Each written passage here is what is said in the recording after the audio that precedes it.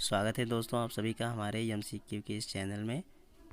अगर आप UP polytechnic, railway, group D जैसे एग्ज़ाम की तैयारी कर रहे हैं तो बने रहिए हमारे चैनल पे। आज हम बायोलॉजी के टॉप 10 बहुत ही बेसिक से बहुविकल्पीय प्रश्नों का अध्ययन करेंगे। तो चलिए शुरू करते हैं। पहला प्रश्न दिया गया है, शुक्राणु बनने की क्रियाविधि को क्या कहते हैं, जिसमें 4 ऑप्शन दिए गए हैं।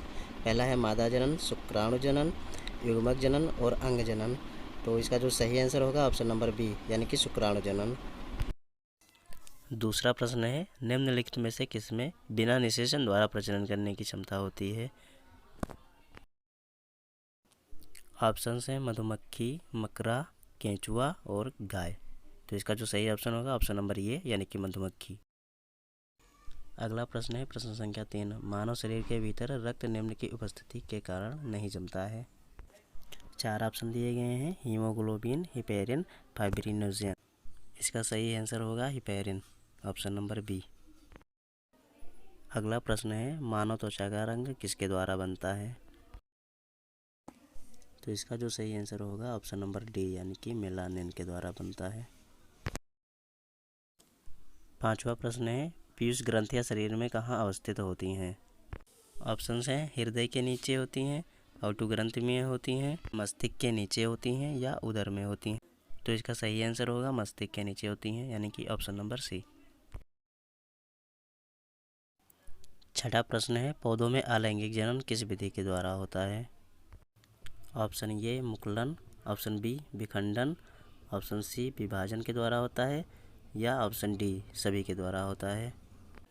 इसका सही आंसर होगा ऑप्शन ए मुकुलन के द्वारा होता है।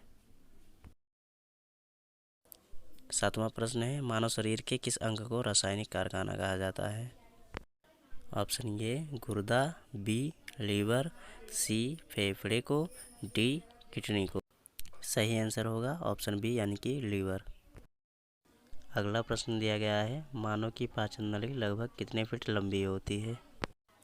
ऑप्शन ए 18, ऑप्शन बी 22, सी 32 और डी 16। इसका सही आंसर होगा ऑप्शन नंबर सी यानी कि 32 फीट लंबी होती है। 9वां प्रश्न, मानव शरीर में लाल रक्त कण का निर्माण कहाँ होता है।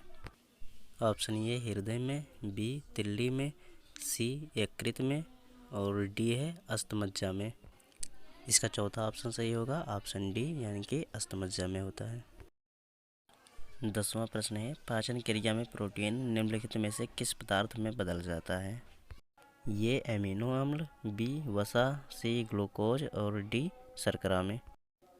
इसका सही आंसर होगा एमिनो अम्ल यानी कि ऑप्शन नंबर पहला। तो ये थे बायोलॉजी के 10 बहुत ही बेसिक से प्रश्न जो कि किसी भी एंट्रेंस एग्जाम में पूछे जाते हैं। अगर आपको ऐसी ही वीडियो चाहिए तो हमारे चैनल को सब्सक्राइब करिए।